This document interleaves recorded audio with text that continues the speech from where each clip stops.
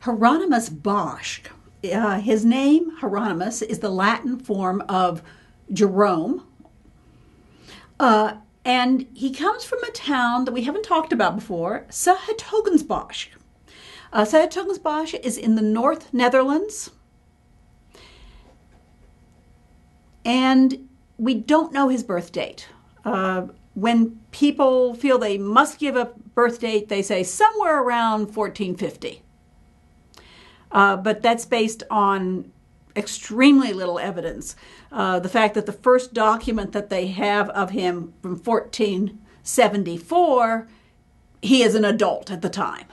And that's basically all they know. So we don't know exactly when he was born. We do know the year he died, in 1516. This is a 16th century drawing that says that it's Hieronymus Bosch. It's from the Codex Aureus, this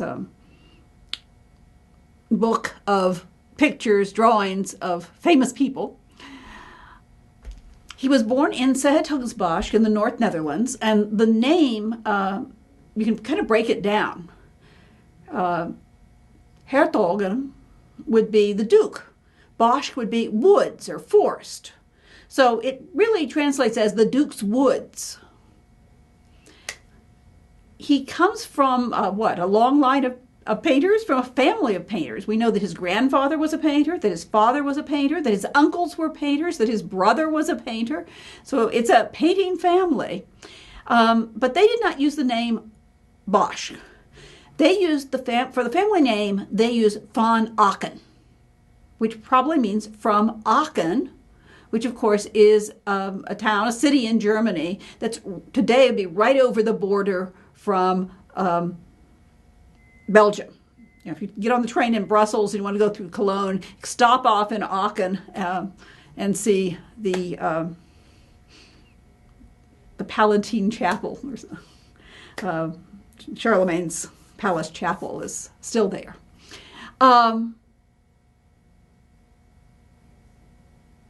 But Bosch changes his name. Maybe he feels he's not from Aachen, van Aachen. He's from 's-Hertogenbosch. So he changes his name to Bosch. If he were English, it would be Jerome Woods or Jerome Force, but you do need to use the name Bosch. Now, we know something about some of the commissions that he had that don't survive anymore. He did get commissions locally for the church at 's-Hertogenbosch and also for the Confraternity of Our Lady.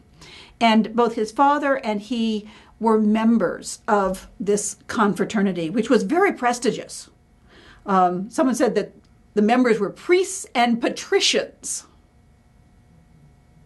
Now, how could a painter, a manual craftsperson, qualify as a patrician? Well, actually, he did very well for himself. He married into a wealthy family, and he seems to have had a comfortable living. They're judging from the taxes that he paid. And around 1500s, his taxes were rising, and they assume this is because his wealth was rising as he became a very popular painter and had a lot of commissions. Judging from the tax record, by 1512 to 13, he is the sixth wealthiest citizen in town. He and his wife lived in the house that had been her grandfather's, which was right across the street from the city hall. It's in the sort of main political and financial area in 's-Hertogenbosch. He's unusual, well, in a number of ways, but for one reason, he signed his paintings on the painting, not on the frame. Well, I mean, maybe he did sign some on some frames that we don't know about, but we do know that there are 8 works that most people consider to be authentic works, really by Hieronymus Bosch, that he signed. And here is the signature from one of them, from the Hermit's Triptych, which we won't be showing you. Now, one of the problems is that some of his followers also signed his name on their paintings. And there's a 16th century source, Felipe de Rivera, and he says, he talks about a particular pupil of Bosch, and he tells us, very, very good, and he signs his master's name on the paintings. He doesn't know whether that's, like homage to the master, or if it's just because he figures the paintings will sell better. So you can make up your mind about that. Unfortunately, we have no dated paintings by Bosch. So all the dates that we're giving you in the course, you will find different dates from different sources. The first example, the first work we're going to talk about, actually, there's a wide disparity in dates that's given to it. So people have to figure out some way of thinking, well, which Boschs would be the earliest and the latest? And they may not agree with the supposition that someone else has. So we're not going to do too much with dating. I'm going to talk to you about this one. The first thing that's in your textbook that we're going to talk about is this tabletop that is painted with the 7 deadly sins and the 4 last things. And you'll notice that your textbook, Jim Snyder's book, dates this about 1480 to 85. And Larry Silver, who wrote a book on Bosch, thinks that it's after 1500. Well, that's a pretty wide gap, actually. Why? Well, I don't know exactly. Larry Silver said why. It may be because it does not seem to be quite as deep as some of his works. That the painting quality may not be, as high. That Snyder may say, well, this must be an early work.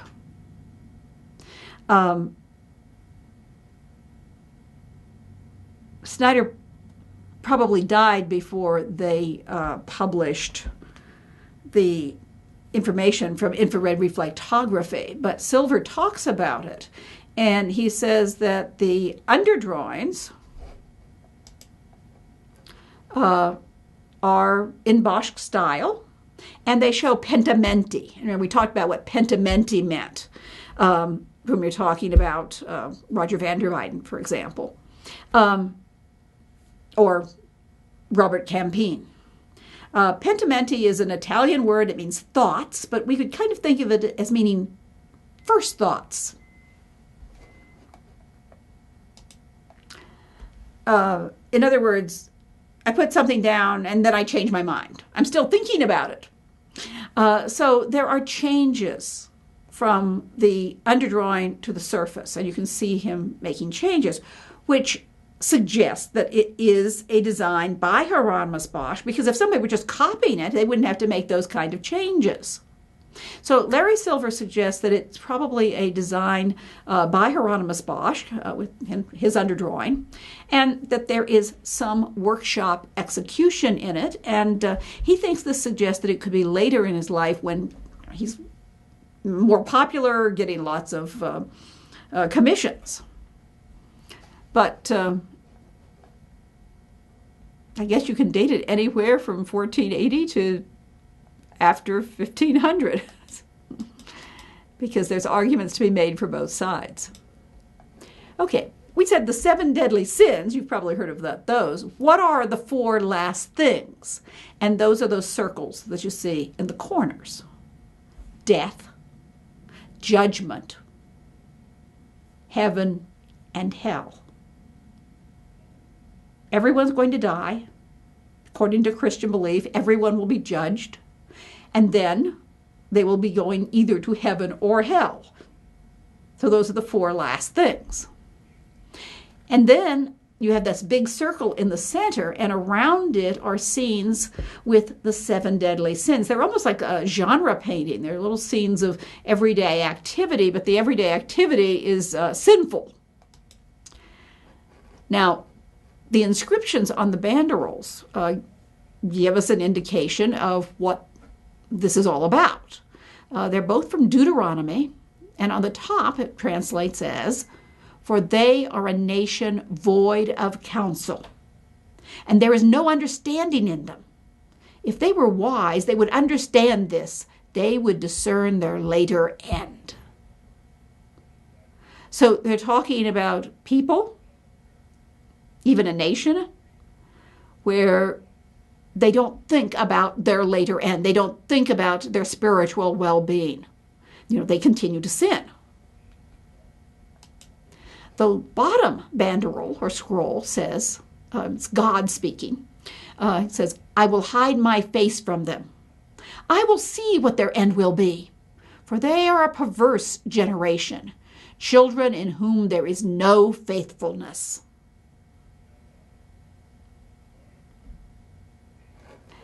And that, I'm idea, I'll hide my face from them. I'm not going to give them my favor, but I'm going to be watching, is essentially, as we'll see, carried out pictorially in this work of art. We should mention the circles. Bosch does use circles a number of times for his paintings. And circles have a number of associations. They are, in the 15th century, the shape of a mirror. Remember the convex mirror on the back wall of Jan van Eyck's Arnolfini double portrait. So they are the shape of a mirror. They reflect, they show. It's also the shape of the universe, or the shape of the earth, because it was believed that the earth was a sphere, so a circle is a flattened sphere, if you will.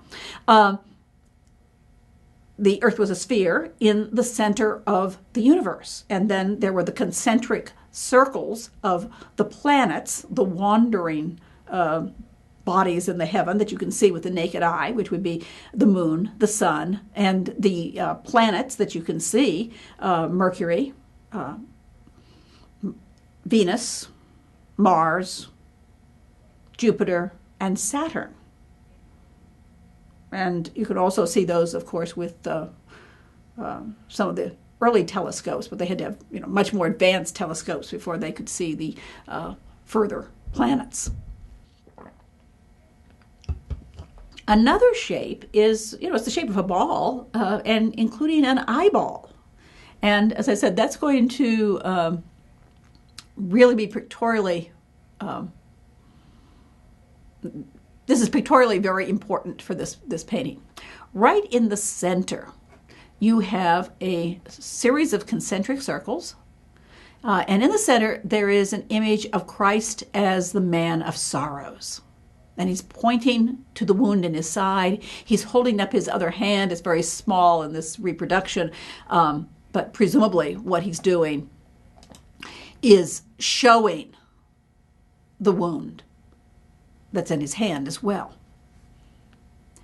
And there's an inscription below in Latin, cave, cave, which means beware, beware. And then there's an abbreviation, it's DUS, so it could be either Deus, God, or Dominos, Lord.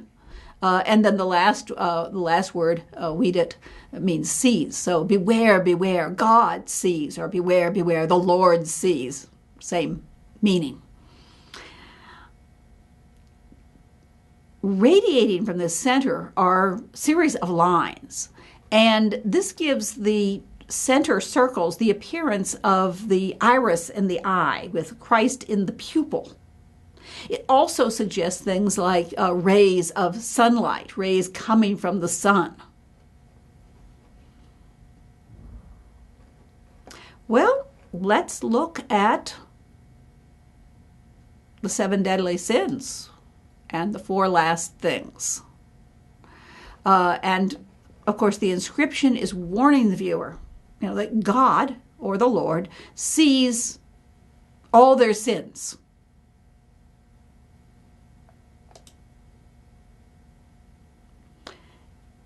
And he's also showing what to do about it, because as he points to the wound in his side, he's reminding the viewer that Christ died to redeem humanity from sin. So let's look at each of these 7 deadly sins. The first one I'm showing you is avaritia, or greed. And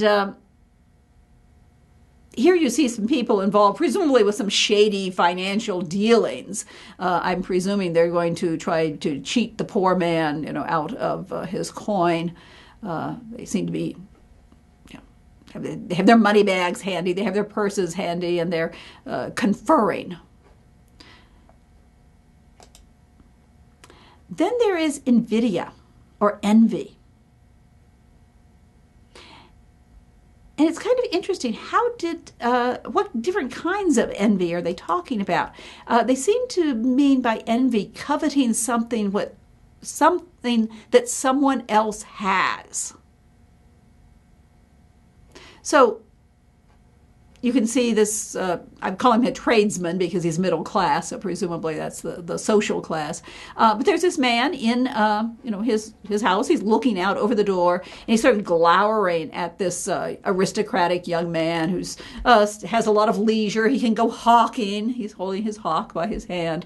And his servant is carrying this huge bag of presumably grain or food or something like that back to his palace. He doesn't even have to carry it himself.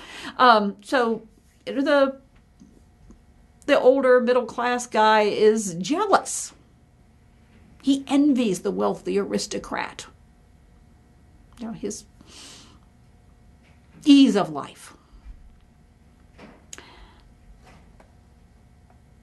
Next to him, his daughter is sort of she's inside the house, and it's like there's little bars that are keeping her and her suitor apart. So presumably the suitor is coveting the young woman. He'd like to, we hope, marry.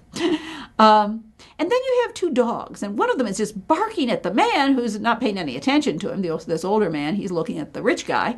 And the older man is holding this big bone in his hand, and the dog is barking, barking, barking. Well, the dog wants that bone, so he's, envious of the man because he's got the bone.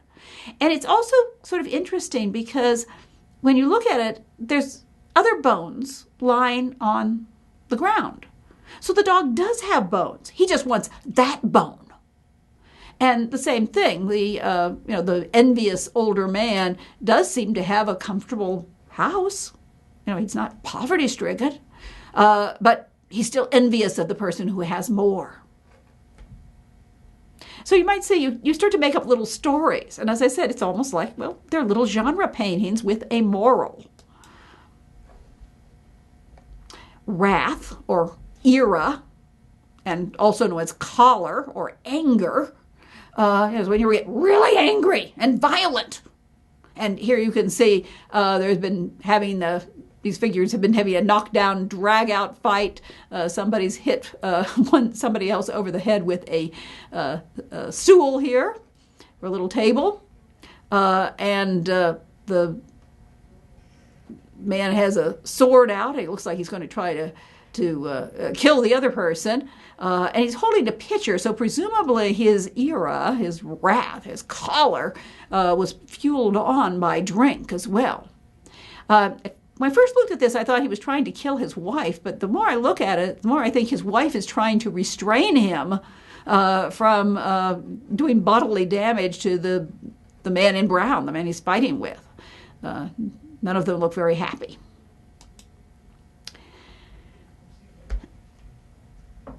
Superbia, or pride, is supposed to be the worst of the 7 deadly sins, the sin from which all the other sins progress. But in this case, Bosch is using it more as a kind of vanity, really, because it's a woman's pride in her appearance, perhaps the furnishings of her house, which are quite well to do. You can see all those pitchers and vessels at the top of the piece of furniture. And she's admiring herself in one of these convex mirrors. And she's got an elaborate headdress on. And who is holding up the mirror for her but a devil, and wearing the same type of headdress? There's a chest or a box down on the floor, and this seems to be her jewel box, from which possibly she's gotten jewels out, although we don't see those. But we do see that there is a rosary. It's coiled over the end of the box, but she's just left it in the box. She's not using it. In other words, she's not paying any attention to spiritual things. And if you look through the doorway into the next room, there's a young man, perhaps her son. And he's also admiring himself in the mirror. So 2 examples of superbia or pride. Luxuria is usually translated lust, but it also has a wider implication of, enjoying sensual pleasures which include and lead to lust. So here we have some aristocrats lounging around, being entertained by their fools. And presumably they were also entertained with the musical instruments. There's a harp, a kind of recorder there. And often, musical instruments accompanying loving pairs of people do suggest luxuria or lust. And you can see that the couple in the back, it looks like the man is probably propositioning the woman. They're getting together.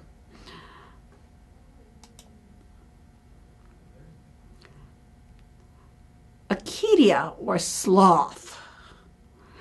Here's another one of the examples where the person is ignoring his spiritual well-being to follow one of the deadly sins. The nun is here. She's holding out a rosary. She has a prayer book in her hand.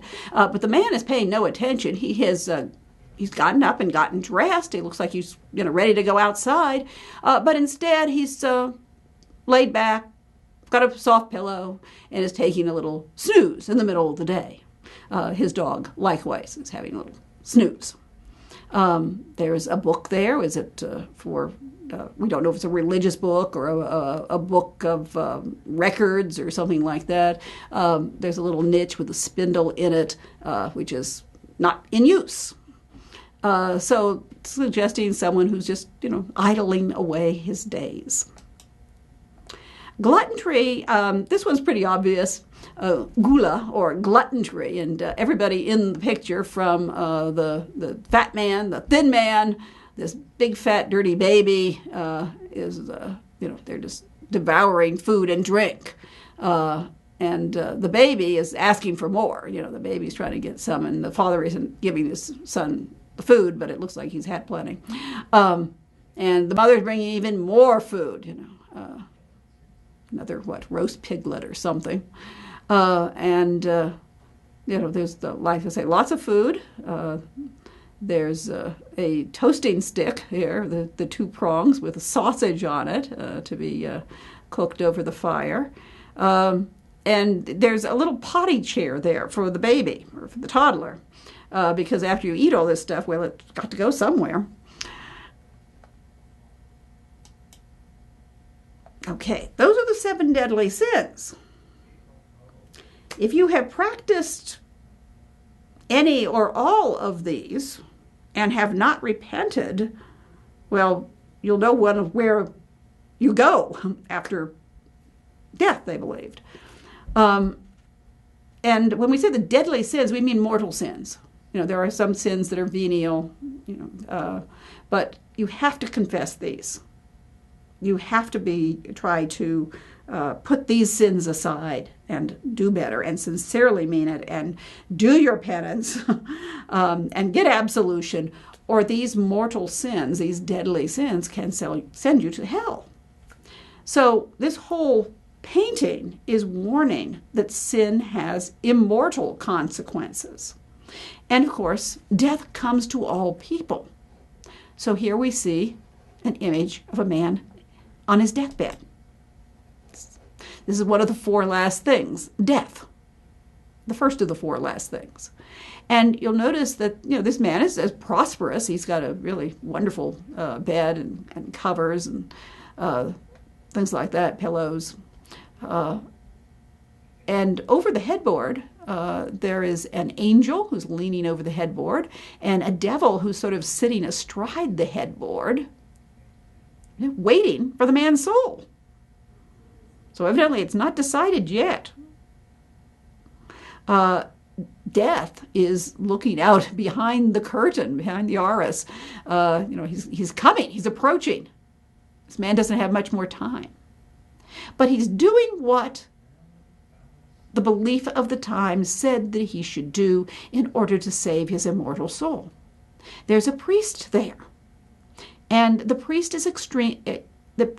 is administering extreme unction, or the last rites. Presumably, the man has been able to confess. Now he's going to be anointed with the holy oil. There is a candle that, if they're conscious and able, that is given to them as their life wanes away. And you can see that there's other religious people here. There's a sub-minister, maybe an acolyte.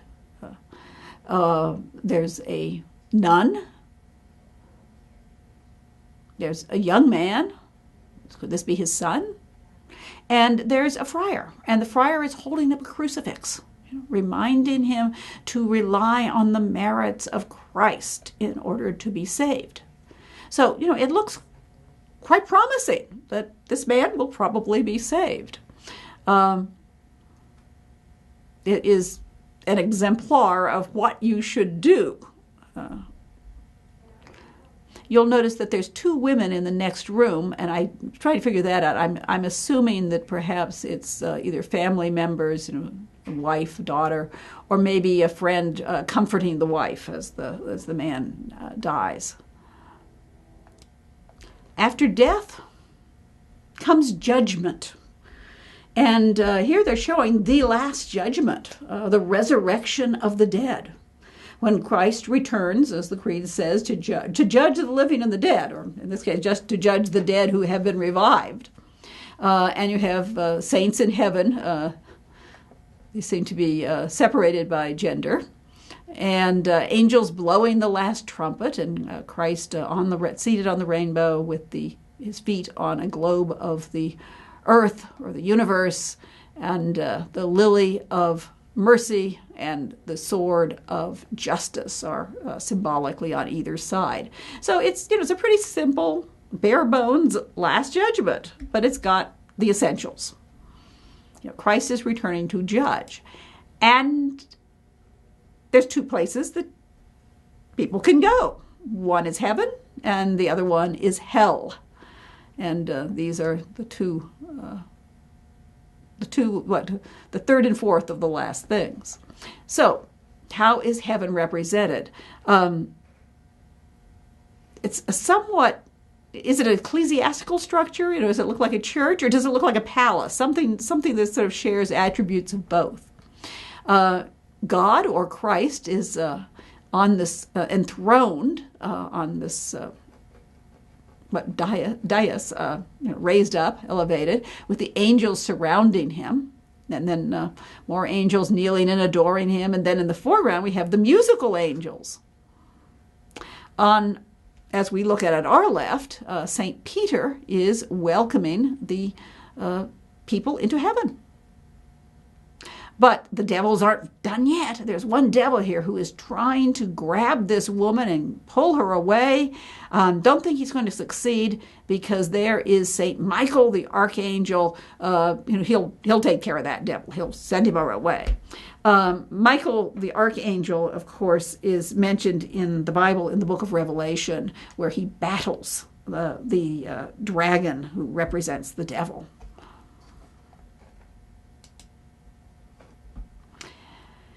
And for those who followed the 7 deadly sins, this is where they end up. And each one of the punishments has a label on it for the sin, so these are appropriate to the sin. Down in the lower foreground, the bottom part of the circle, is pride, superbia. And the two prideful people now have their comeuppance. The devil is holding up the mirror, toads, and this strange kind of bird is sort of attacking them. Maybe it's supposed to be a peacock. The bird of pride. I hadn't thought of that. But they're not having a good time of it.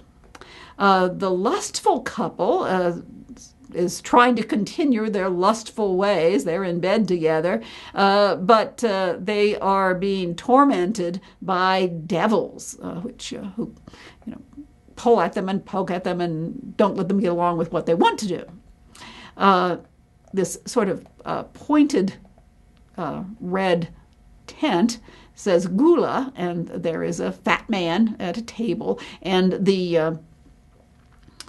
presumably what's happening is the devils are just stuffing him, and don't want to let him stop. It's horrible. The slothful man is being beaten with instruments of work, instruments of a blacksmith's work, because it's a hammer, and he's leaning over an anvil. And then as you look here, you can see a man stretched out and someone stabbing him. That is Vida.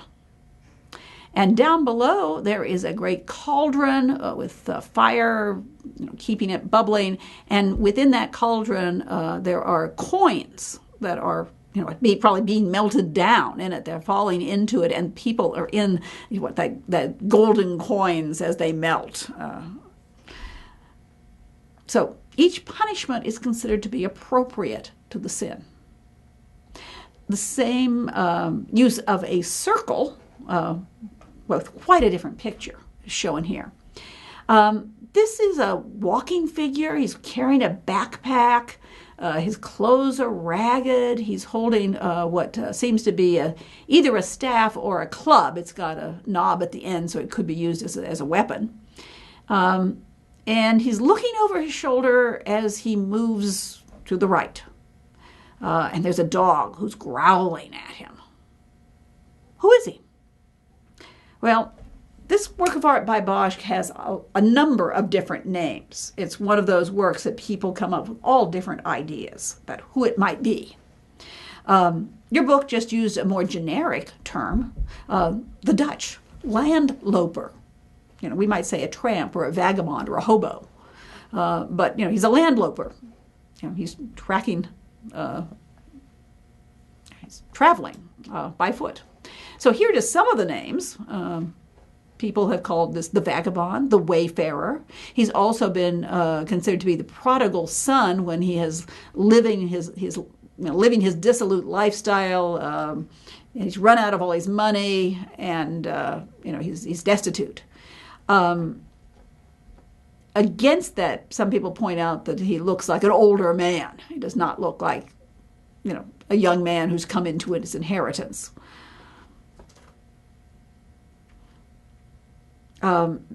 He's been considered to be the representative of every man, or as they say in Dutch, ilk. A pilgrim on the road of life. Because he has this pack, it's often said that he must be a peddler, selling his wares. There's an article that suggests that he's a representative of the sin of sloth. And I just found an article on the web that said that they thought he was the wandering Jew. Well, that's a lot to choose from. What we can say is he does seem to be on a road, the road of life. So whether we can call him a pilgrim on the road of life or everyman or a peddler, there does seem to be that idea of someone who is traveling through life. And he's looking over his shoulder. Is it a little longingly or is it wearily? What is he looking at? What's going on over there? Well, the house, as you can see, it's not in good repair. The shutter's falling off. It's a half-timber house, and it has a sign of the White Swan. And you can see what kind of house it is by what's going on in the doorway. There's a man embracing a woman. This is a brothel. And there's another man peeing against the side of the house. And we see pigs and piglets at the trough. And of course, he said the dog is growling. I was thinking of this, and I was thinking, there are some of the 7 deadly sins represented here. The dog growling could be choler. The pigs eating could be gluttony. You certainly could have both avarice and lust with the goings on in the house. And even the urine is an aftermath of so much drink for gluttony. I don't know if that's exactly what they're doing. Maybe the sin is not sloth, but envy, but not envying something you should want. At any rate, the man seems to be on the road of life. He's looking back at this sinful going on. Has he been a sinner who is now repentant, or just every man who sins and then continues on his journey through life? And I suggest that he can choose his direction. He could go back to the brothel. He could go on with the road. The road does not lead to some great perfect place. However, it's a little hard to see in the reproduction. But up on the far distance, there are gallows. So there are still tribulations and dangers for the landloper to encounter. This wasn't the only time that Bosch used the subject. We're going to talk about the Haywain triptych later. And on the outside of the Haywain triptych, there is another scene of this landloper or vagabond, dressed very much the same. Knees torn out. He's got that club/staff. He's got in this case, it's almost like a wicker basket, it looks like, for his pack. Things are going on. Some things are the same. The dog is still growling at him. It's a different dog. But some other things are going on in the background. We see a man who has been robbed and is being tied to a tree as he's been divested of everything he owns.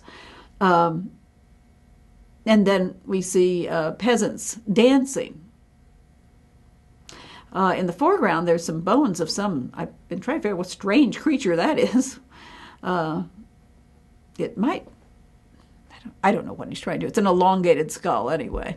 And then in the very distant background, you can clearly see the gallows here. So, we have evil continuing in the world, death, threatening the traveler. And, are the people who are making merry, are they just being silly because they're not paying attention to, their immortal soul? Or, is this, pleasant, harmless activity? So there, the two are similar subject. The Adoration of the Magi is, of course, one of the most frequently painted subjects in Renaissance art. Bosch, as we might expect, does it a little bit differently. You can see this triptych, which is in the Museo del Prado, and I should tell you it's been copied a number of times. There's a copy in Philadelphia. There's a copy in Upton House in Banbury in England. There's probably some more.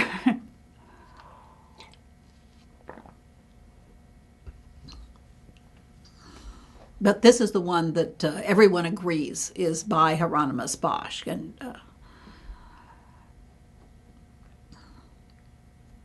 now you can see a vast landscape with little figures in. We'll eventually look at some of those, going back to this very exotic-looking city. Is that supposed to be Jerusalem in the distance, or Bethlehem? But at any rate, there it is. And then in the foreground, we have this rickety house or stable, that almost looks like it's going to come plunging down any minute now. We have Mary, Christ child, the three Magi, and some other figures. We'll take a look at those other figures. Normally you would think, well, okay, the Magi could have followers, a retinue. But there's some very odd things about the figures that we see in this stable, just peering out of the door. You might notice that the shepherds are not coming around. They're sort of climbing up onto the roof, which is bending a little precariously. Then on the wings, we have the donors with their, presumably their namesake saints, their patron saints. St. Peter for the man, St. Agnes for the woman, and you can see the lamb or sheep that tells us that this is Agnes because the word Agnes and Agnes are so close. And then there's another figure. Let's take a little closer look. Well, first let's look at the exterior. When the wings are shut, we have a semi-grisaille. You can see that there's some color in the donor figures, but mostly monochromatic picture of the Mass of St. Gregory. Now, this was a very popular subject to show the real presence of Christ in the Eucharist. As the story went, there was a attending priest when St. Gregory, the Pope, was giving Mass, and the priest had some doubts about whether that was really the body and blood of Christ. It tasted like bread. And so, he had some doubts. And as Gregory says the Mass, Christ appears as the host, as the man of sorrows, as you can see, as the suffering Christ, because the Mass is believed to reenact the crucifixion in a bloodless fashion. So it's a miracle, and proves to the doubting priests that this is truly the body and blood of Christ. So we're opening it up. We're going to look back inside, and let's start with the left side. We take a look at the donors.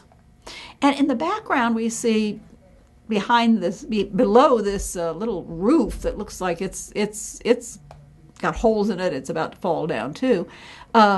St. Joseph has built a fire, and he's drying diapers. He's holding up what is presumably, either the diapers or the swaddling clothes. In other words, he's helping Mary with what is, usually considered to be woman's work. Now, we might look at this a little differently. Every time I look at this, I think, oh, isn't that nice? Isn't it good? He's helping out. Isn't that wonderful? But that's me as a 20th, 21st century person, who thinks perhaps the labor should be shared a little bit more equally between male and female. It's quite possible, and possibly even probable, that Joseph being taken away from Mary and the baby Jesus and put in the wing at the side and further back, that it's a kind of marginalizes him, and even mocks him. This old man is just good for drying diapers. Or could we look at him and see it in a positive sense? Because, Joseph is, one of his characteristics is that he is humble. And here he's also being very helpful. And I think we have talked about the shift in ideas about Joseph, that during the Middle Ages, he was often the butt of jokes and comedy in some of the plays. He's the old man who doesn't know how his young wife got pregnant. But at the end of the Middle Ages, as we've said before, with the writings of such people as Gerritsen, Joseph became the model of the good father, and he's a good foster father to Christ, since he's not supposed to be the biological father. But he protects and cares for Mary. He's a hard worker who, tries to support his family. In other words, he has what we would consider to be middle-class virtues. Now, maybe Bosch hasn't gotten with that program yet. Or maybe he has, because I guess we could read it either way.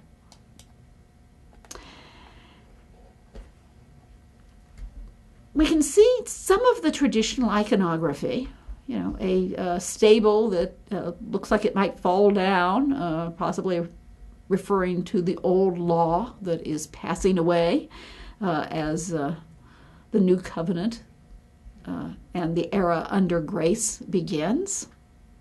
So, it's kind of originally shown, but that's something we've seen before, is ruined stables.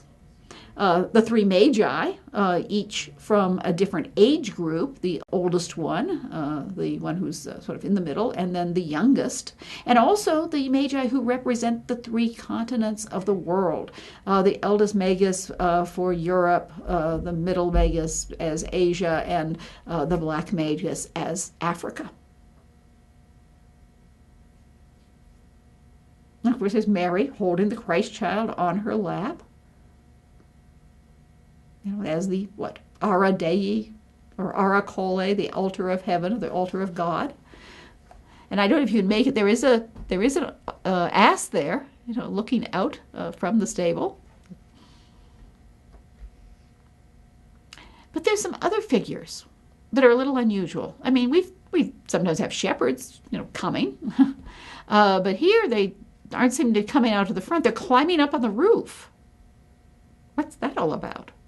And there are some peculiar-looking people, really sinister-looking people, appearing out of the stable. So first let's look at some of the Magi's gifts. One of the interesting things is that the Magi's gifts often represent Old Testament scenes that prefigure New Testament events. In other words, God gave hints through history. He gave omens that were supposed to point people in the right direction to let them know what would happen with the coming of Christ. And of course, Christian scholars would, I also they would mine the Bible. They'd go through and look for these things. The gift that the eldest magus has presented to the Christ child and to his mother, right at her feet, it seems to be some kind of a golden sculpture, and it shows the sacrifice of Isaac. Isaac is bringing the kindling, but the angel is stopping Abraham from slaying his son. But then there's something kind of weird and sinister at the bottom. There's these toads, and toads usually are associated with things like witchcraft and devilry. They're considered to be evil omens. So what are they doing there? Well, one suggestion is that they're showing that even with what seem to be, really good people, we know the Magi later on go on and they're supposed to become saints and martyrs, that evil is everywhere. And, even in the best circumstances, even the best people may have to repent. And of course, we know that that's what they're supposed to do according to Christian doctrine. This cape over the shoulder of the middle-aged magus is just, as you can see, very, very lavish. And it's a very clear scene that we have King Solomon and Sheba, who is kneeling. Now, in things like the Biblia Pauperum and the Speculum Humani Salvationis, where you have these parallel scenes of Old and New Testament events, Solomon and Sheba is very, very frequently used for the Old Testament type or prefiguration of the Adoration of the Magi.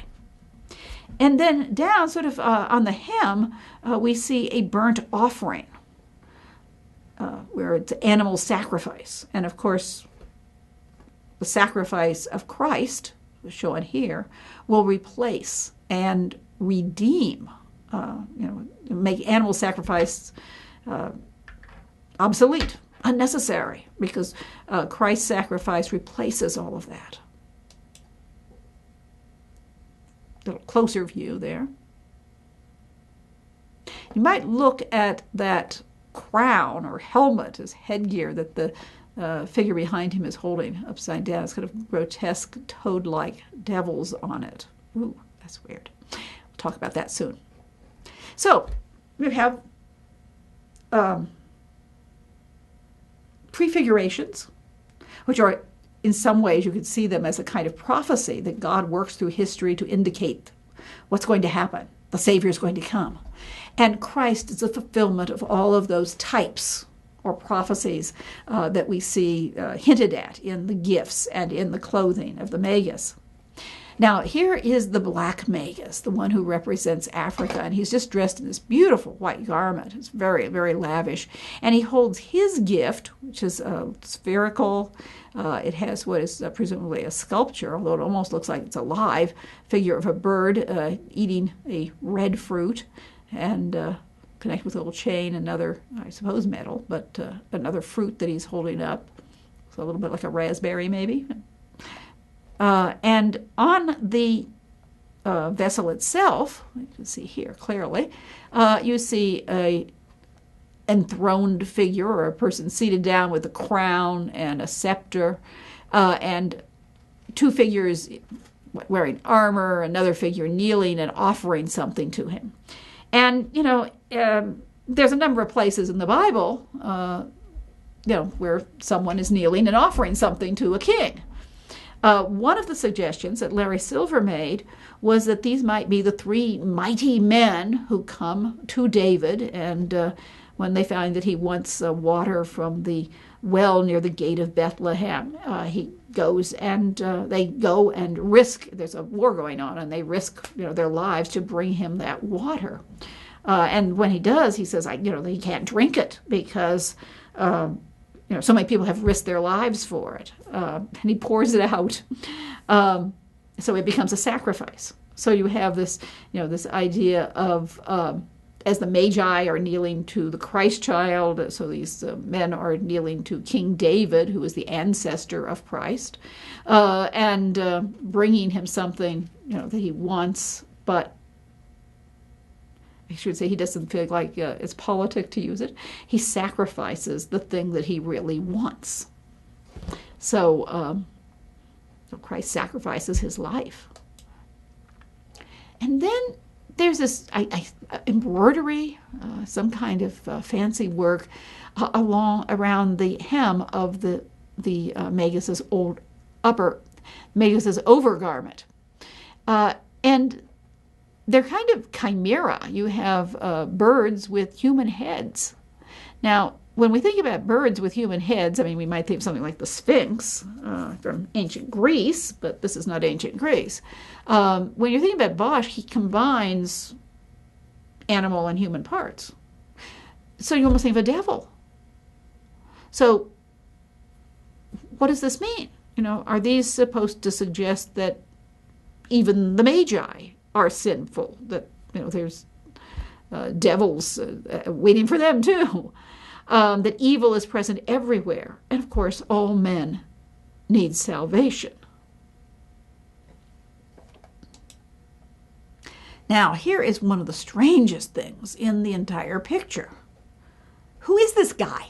This strange man, bearded, peering out from the doorway, and then he has some other fairly sinister-looking guys in the shadow behind him. Well, what are the characteristics that he has? He has a red cloth wrapped around a seemingly nude figure. He has what looks like, it looks like thorns, only in metal. This elaborate crown of thorns, but it's a mock crown of thorns. So the thorns aren't actually going to hurt him. And he's holding that crown that I pointed out to you before, upside down. And it has these grotesque figures. They're often called toads, but they might just be devils, along the edge. And then he has something very, very strange. It's almost like a transparent cylinder with gold edging that around, like a big ankle bracelet. But it reveals beneath it there's this big sword that's just oozing. What is all of that? Well, Lotta Brand Phillips has identified him as the Antichrist. And so she's seen these different attributes as distortion of or an inversion of the attributes of Christ. We know that Christ wears a red cloth at the resurrection and sometimes as the man of sorrows or at the last judgment. So, his opposite here seems to have adopted that.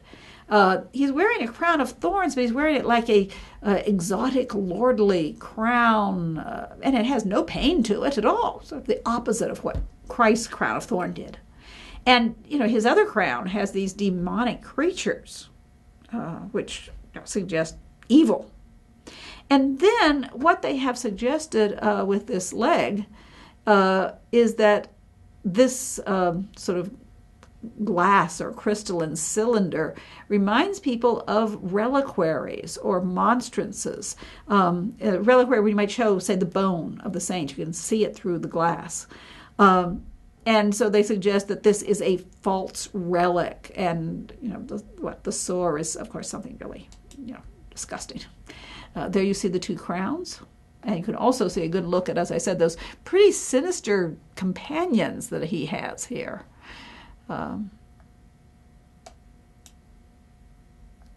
And there is that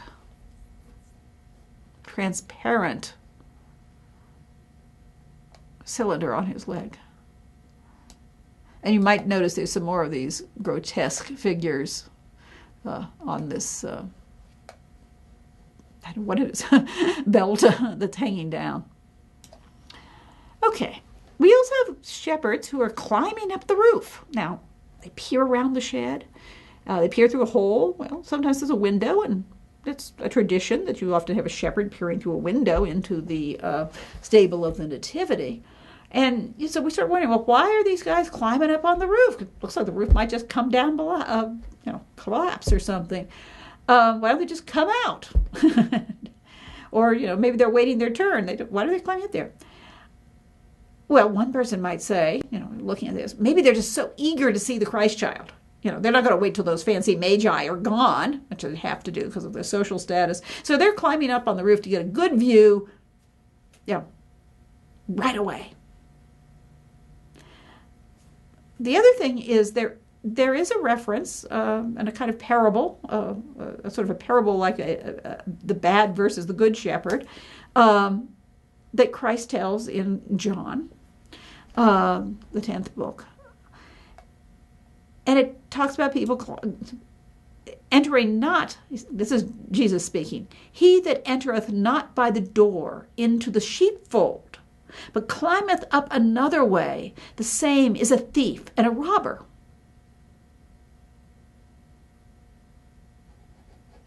And so Larry Silver suggested that these might be not the good, nice shepherds, but the bad shepherds. In other words, evil is everywhere. And I'll let you decide which it might be. Because, we can't say for certain. They had that spacious landscape, and you saw way, way, way in the back this exotic towers of either Bethlehem or Jerusalem, whichever it's intended to mean. Bethlehem would be closer, but Jerusalem might be bigger city, more exotic looking. And amidst all this, splendor and, original, unusual buildings, we have something quite homey and prosaic, if you will. There's a windmill, which, of course, you would see a lot of windmills in the lowlands.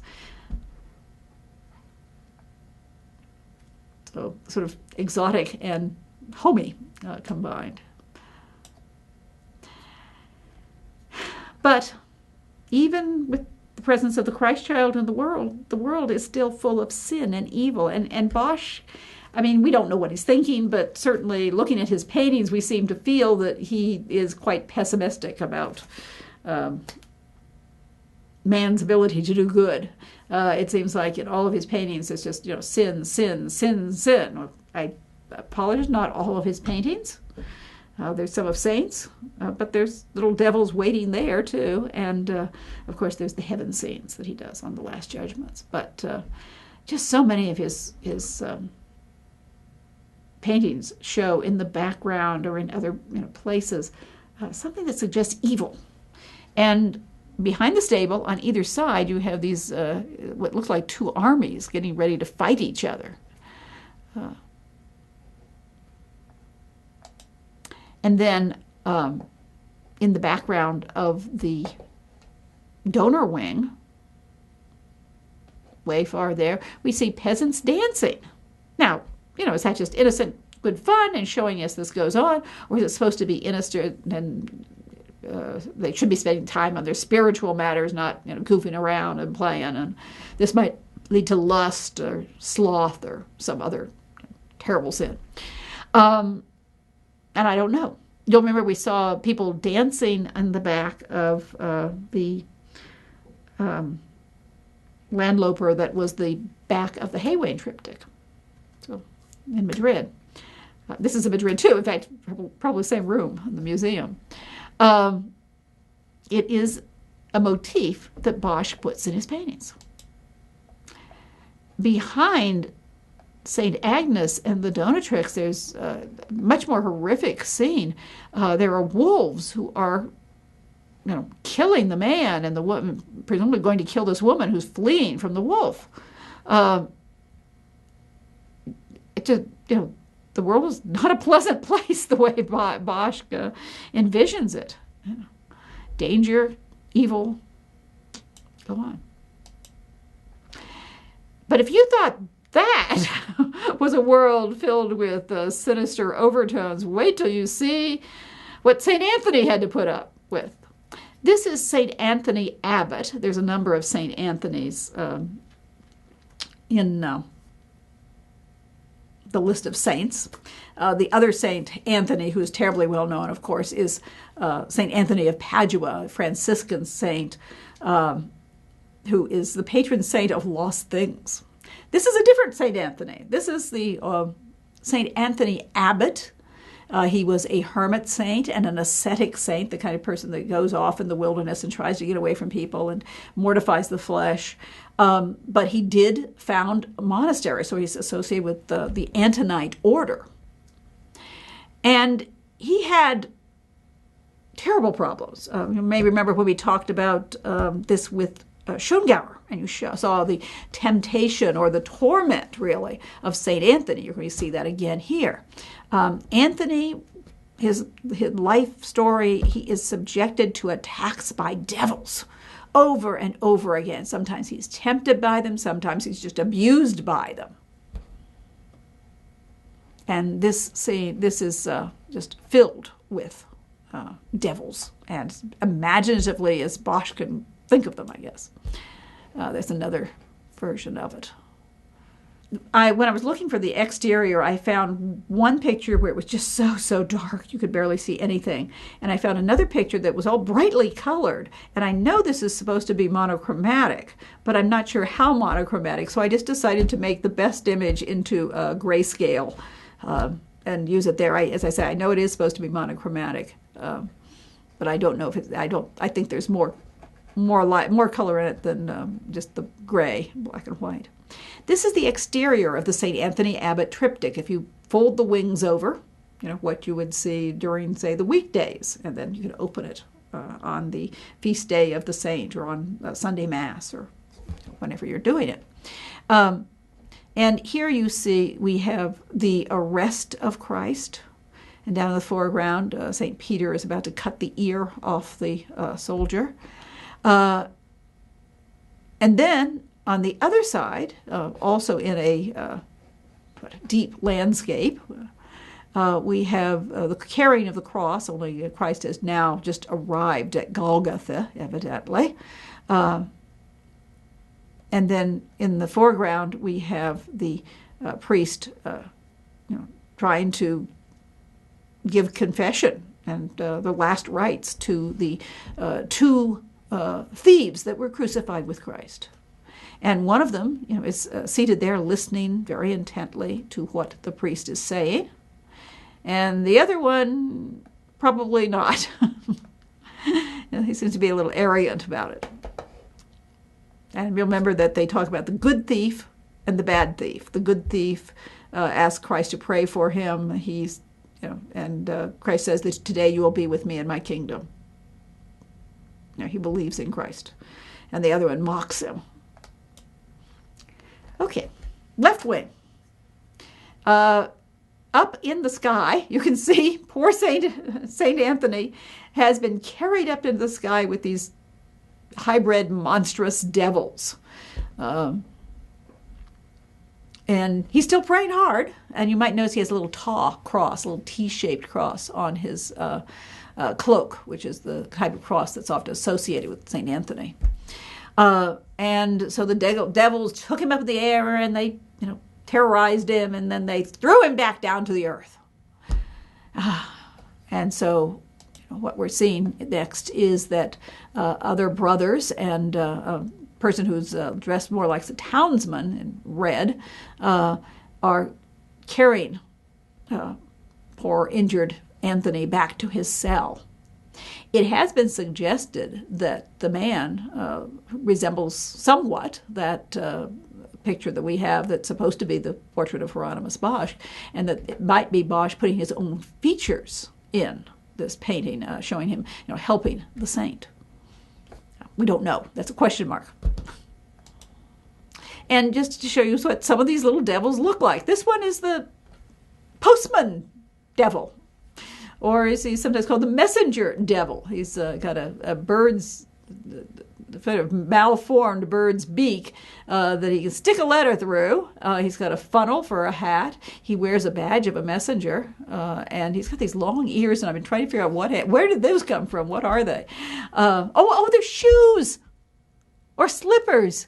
Okay, I was thinking of animals, but they can be other objects as well. And he's skating. I mean, this is the Netherlands. They like to skate. It's one of their national pastimes. Okay, so we see this little guy skating on the water, which is frozen. I don't know what message he's bringing.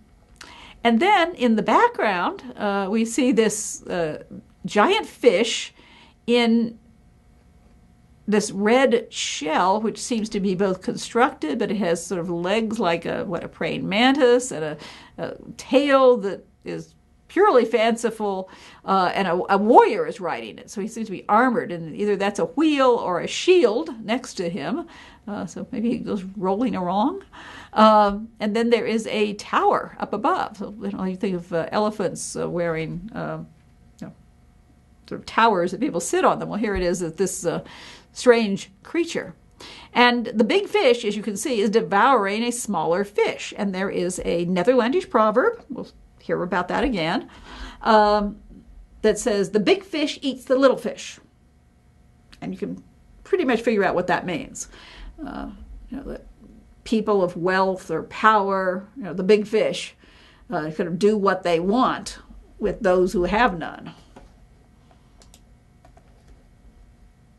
The center shows a kind of satanic mass, a mass that's inverted. And devils and other figures seem to be celebrating it. And, so here you have saint trying to go to Mass, and instead it's been taken over by these horrible devils. The whole world is filled with devils. Now, there is a place where the devils don't go. And if you follow where the saint is pointing, go into the back, there is this somewhat dark room, which is presumably a chapel. And we'll see a detail of it shortly. There you can see. Here's the saint is sort of he's either blessing or he's pointing, but it's gesturing toward Christ at what you might say a true altar that contrasts with this satanic altar that is further forward. So, despite all the temptations and the distractions, the saint remains calm, and he's showing us where Christ is. He's looking to us, and he's pointing the way. Amid all the temptations of the world, this is what you can rely on. And here we've blown it up a little bit. It's quite small, so it's somewhat generalized. But you have Christ standing by the altar. He's got the two fingers, he's blessing, but he's also pointing to the crucifix. And you'll remember that on the altar, the crucifixion was reenacted, and it makes merits for the souls of whoever the Mass is directed to, for the souls of mankind. In other words, it's efficacious, or it works. There is a burning candle, sort of the light in the dark world here, the world that's dark with sin. But Christ is at the altar offering to redeem those who come. You see it again. And some of the details. These figures have been given different names. Sometimes the woman is considered to be a pagan priestess or something like that. And you can see some of these creatures that are made up of different animal and plant forms coming in. This is the demonic priest. He's got a kind of animal-like head, and his garment is torn open, and we can see that he indeed is skeletal. You can see his ribs, his viscera are pouring out. It's kind of distressing. And then the demon with the big mouth open, what is he doing? Is he distorting the words of the service, or making some horrible noise rather than sacred music?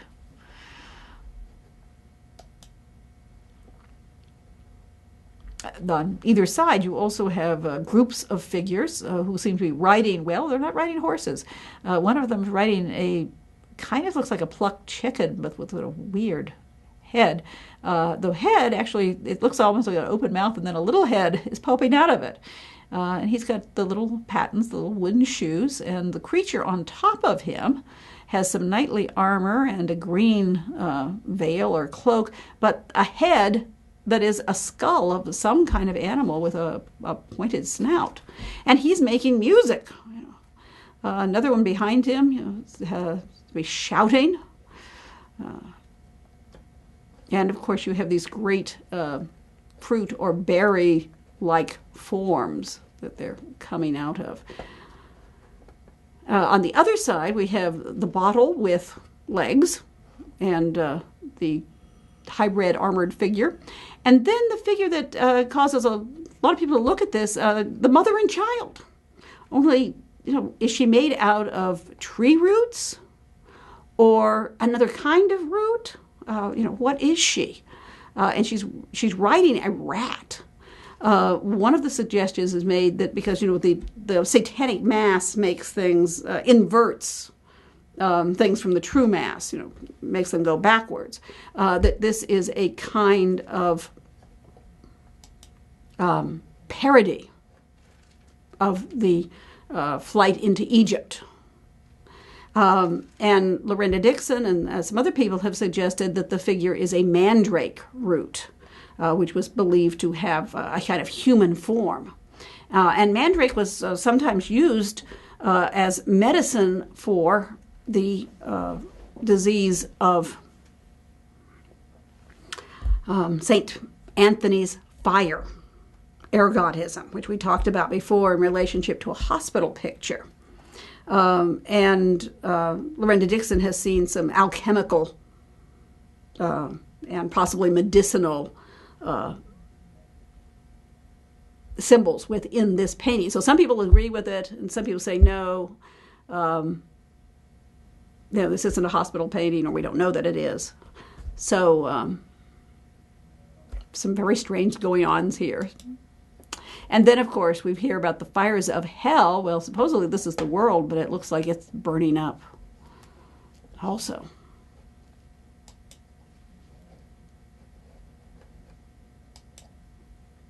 Now, the last, the right side,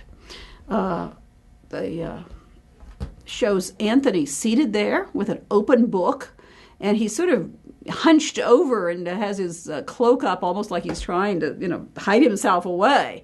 Maybe get some privacy, maybe. There's too many devils around bothering him.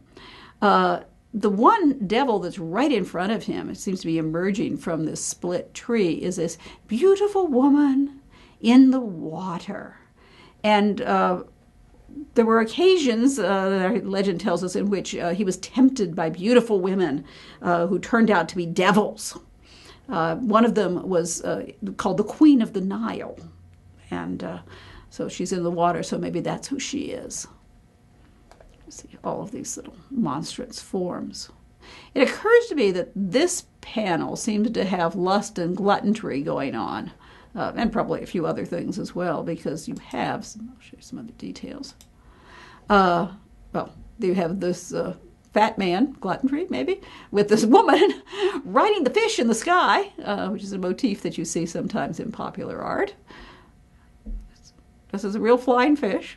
I mean, it seems to be flying. And then this creature, devil, presumably, which is just a big belly without features, just ears and legs, and it's pierced with a knife. And, once again, I think of something like gluttony with the big fat belly and the knife going into it. But at any rate, monstrous devils, how can he make them up? What can he... People love to look at these things. When you go to the Prado, you can't get close to some of the paintings because there's so many people who are trying to say, look at that, what's that mean? This is a painting that is in Ghent, in the Museum of Fine Arts in Ghent. And it's a panel of Christ carrying the cross, or the way of the cross. And as you can see, it's got lots and lots and lots of heads. And it gives you the feeling that you're in this crowd, that you're right close to everybody. You're being squashed into the crowd, and you're being pushed up against other people. So this is it's supposed to aid you in a kind of participatory devotion. The composition itself is cross-shaped. You can see the cross that Christ is carrying that goes from the upper left to the lower right, hidden behind some of the figures, but it's implied. And then you have a kind of implied diagonal the other way for the good people, the good thief, Christ in the center, and Saint Veronica in the lower left. Now take a look at all of those people.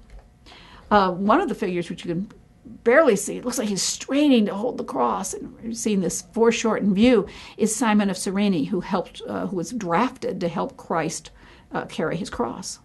And then there is this sort of serene, calm figure of Saint Veronica, and you can see she's holding up her pseudorim, or her veil, that has been impressed with the face of Christ, and she's turning away from this mob. Now, it was very common to show evil by distortion and ugliness, and Bosch certainly did that. These figures are caricatures. Not almost, some of them are definitely caricatures, and all of that evil and distortion is supposed to make you realize how evil these people are.